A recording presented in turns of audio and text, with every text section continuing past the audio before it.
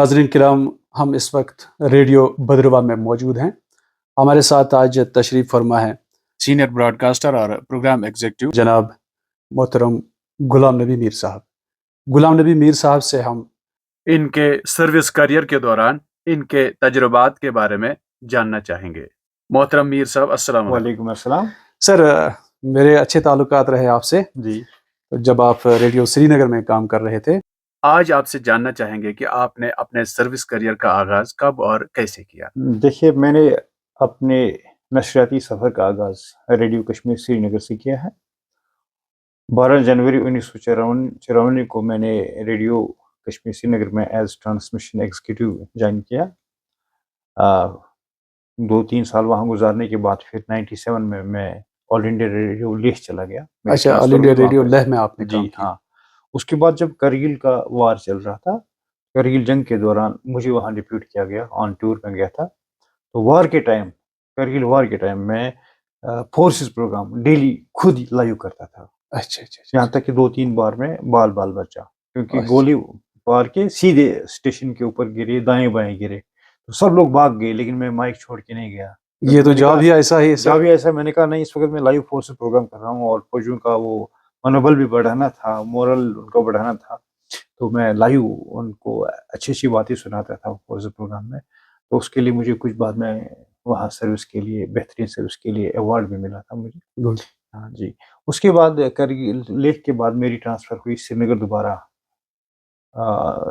Commercial broadcasting service میں۔ Commercial broadcasting service, تو وہاں بھی میں نے بہت اچھے پروگرام کیے۔ Hello C B S select, hello radio clinic, اس کے بعد یہ hello C B S select, بڑے پاپولر فلمی فرمائشی پروگرام ہوا کرتے تھے۔ اس کے بعد وہاں 2006 سے میری ٹرانسفر ہوئی دھرمشالہ، ہماچل پردیش۔ تو ہماچل پردیش میں نے 2 سال گزارے۔ تو ہماچل کے بعد دوبارہ میری ٹرانسفر ہوئی وہاں پہ۔ ہماچل کے ٹرینر کے دوران میں شملہ الیکشنز کو میں نے کور کیا تھا، میں شملہ اسٹیشن میں بھی رہا ہوں میں۔ تو وہاں بھی میں نے جو وہاں کے مکھیہ منتری تھے، چیف منسٹر پریم کمال دومل، ویر بہادر سنگھ، ان کے ساتھ میں نے کئی پروگرام کیے ہیں اور ان کو ریکارڈ بھی کیا میں نے الیکشن براڈ کاسٹ کے دوران۔ تو اس کے بعد وہ بھی یادگاری ٹینور میرا تھا، تو وہاں بھی میں نے 2-2.5 سال گزارے ہماچل پردیش میں۔ اس کے بعد میں یہاں ریڈیو کشمیر سری نگر آیا۔ جی سر۔ تو ریڈیو کشمیر سری نگر میں دوبارہ میں نے اپنا ٹینور شروع کیا اور وہاں میں نے بہت ہی اچھے پروگرام کیے، جیسے hello radio clinic, hello radio clinic بہت ہی مشہور پروگرام رہا۔ فون ان پروگرام تھا ہیلو ریڈیو کلینک، جس میں نے اسکیمز کے بڑے بڑے ڈاکٹرز کو انوائٹ کیا، ڈائریکٹر اسکیمز شوکت زرگر تھے، حبیب اللہ زرگر تھے، بڑے بڑے اچھے ڈاکٹر تھے، تو ان کے ساتھ میں نے پروگرام کیا۔ اس کے بعد ایک پروگرام تھا بزرگن ہند خاطر، بہت ہی مشہور پروگرام، بڑا مشہور پروگرام وہ بھی تھا۔ وادی کے معروف بزرگوں کو میں بلاتا تھا جنہوں نے اپنی زندگی میں کچھ اچھے کارنامے انجام دیے تھے، تو ان کو اجاگر کیا، میں نے ان کو ریڈیو کے سامنے لایا اور ان کا تجربہ لوگوں کے بیچ پہنچا دیا اور ان کے تجربے سے خود بھی کچھ حاصل کیا۔ بہت اچھی بات۔ اس کے بعد ایک اور پروگرام ہوتا تھا یم چسنگ، تو وہ پروگرام بھی میں نے کیا۔ تو جو اسپیشلی ایبلڈ چلڈرن ہیں یا جو نوجوان ہیں، ان کے ساتھ پروگرام کیا، وہ ان کے مسائل عوام تک، حکومت کے مختلف جو حکمران تھے ان تک لائے میں نے، ان کی کیا کیا مشکلات ہیں، جیسے ہاسپٹل جائیں ان کو انتظار نہ کرنا پڑے، ریمپ کا انتظام کروایا ہاسپٹلز میں، بینکس میں، مختلف اداروں میں، ان کے مسائل کو اجاگر کیا۔ تو ان کی سہولت کے لیے میں نے بہت کام کیا، کیونکہ جب میں ان سے انٹریکٹ کرتا تھا تو ان سے جانتا تھا میں آپ کی کیا کیا مسائل ہیں، براہ راست میں جو کنسرن اتھارٹیز تھی ان تک پہنچاتا تھا۔ اس کے بعد سپورٹس پروگرام بھی میں نے کیا وہاں پہ سر جی۔ اس سے پہلے ہمایوں قیصر صاحب کرتے تھے، اس کے بعد جب وہ ریٹائر ہوئے میں کر رہا تھا، اس کے ٹرینر کے دوران بھی بہت سارے پروگرام وہاں میں نے کیا۔ اسکول براڈ کاسٹ سب سے پہلے میں نے کیا تھا، کیونکہ میں ایک پروفیشنل ٹرین ٹیچر ہوں، ایم ایڈ کیا ہے، بی ایڈ کیا ہے، میں پروفیشنل ٹرین ٹیچر ہوں۔ تو بی ایڈ کالج میں اس سے پہلے میں لیکچرر بھی رہا ہوں، لیکچرر رہے تھے آپ، تو ایک پروفیشنل ٹریننگ ملی تھی پڑھنے پڑھانے کی۔ تو جو میں ریڈیو میں جب میں نے آغاز کیا تھا اپنی سروس کا، تو اسکول براڈ کاسٹ میں خود لیکچر دیتا تھا۔ جی سر، جی سر، جب کوئی ایکسپرٹ نہیں آتا تھا۔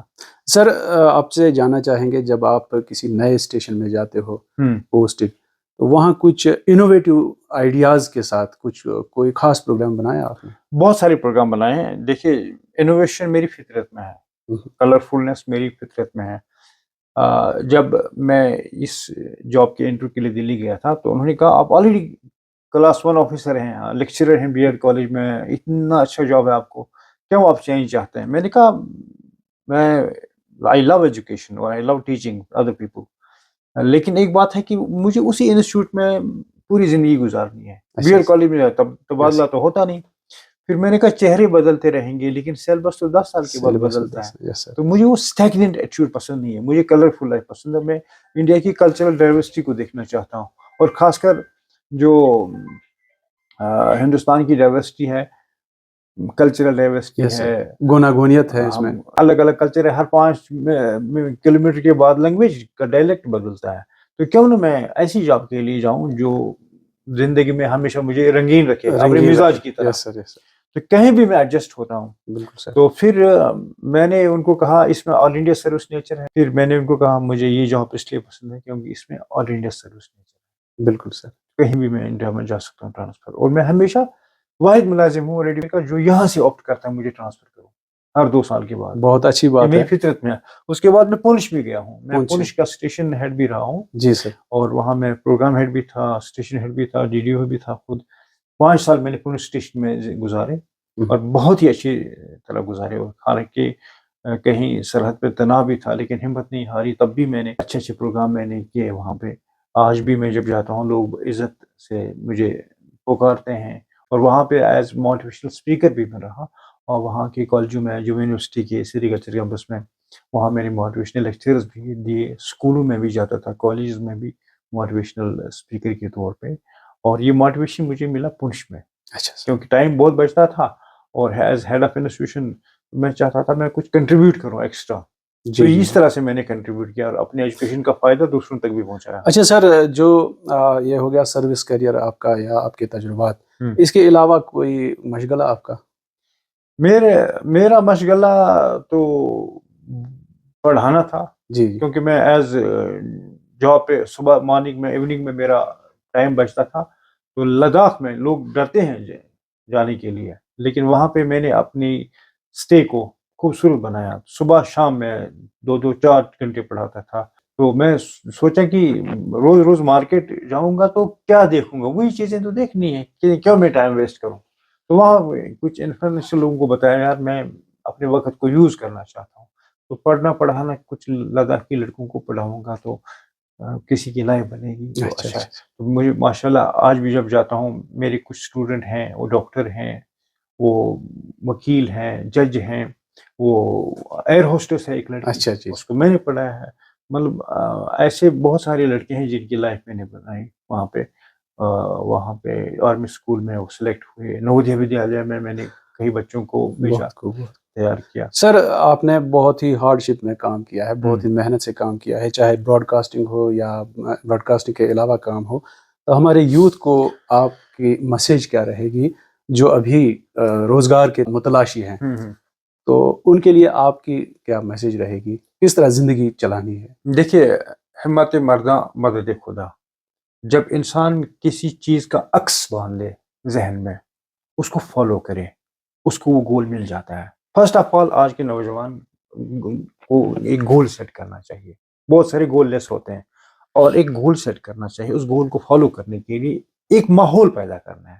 ہم اثر لڑکوں کے ساتھ دوستی بنانی ہے، نیگیٹو مائنڈڈ لوگوں کے ساتھ دوستی نہیں بنانی، پازیٹیو مائنڈڈ جن کا پازیٹیو اپروچ ہے ٹورڈس لائف، ان کے ساتھ اٹھنا بیٹھنا ہے۔ اسٹڈی مٹیریل اور نیوز پیپر ریڈنگ بہت ضروری ہے، کیونکہ حساس ہونا بہت ضروری ہے آج کے وقت میں، جب ہم پوری دنیا کی خبر رکھیں گے، سوشل میڈیا کے ساتھ کنیکٹڈ رہنا ہے، کیونکہ یہ اس نے ہماری لائف ہی بدل دی، تو سوشل میڈیا کے ساتھ کنیکٹڈ رہنا، اور جو بھی فروٹفل ان کو گول کے ریلیٹڈ مٹیریل ہو سب کچھ گوگل سے ڈاؤن لوڈ کر سکتے ہیں، گھر بیٹھے بیٹھے وہ آن لائن ڈگری کر سکتے ہیں، آج کل آپ MBA بھی کر سکتے ہیں آن لائن، کوئی بھی ماسٹرز ڈگری یا گریجویشن بھی آن لائن کر سکتے ہیں، PhD تک آپ آن لائن کر سکتے ہیں، تو صرف ارادے جن کے پختہ ہوں، نظر جن کی خدا پر ہو، تعالیٰ تم خیز موجوں سے وہ گھبرایا نہیں کرتے۔ بہت بہت شکریہ حاضرین محترم، یہ تھے ہمارے سینئر براڈ کاسٹر اور پروگرام ایگزیکٹو آل انڈیا ریڈیو بدرواہ کے محترم غلام نبی میر صاحب۔ مجھے امید ہے کہ آپ کو آج کا یہ ہمارا سیگمنٹ بہت پسند آیا ہوگا۔ ہمیں آج کے پروگرام سے دیجیے اجازت، خدا حافظ۔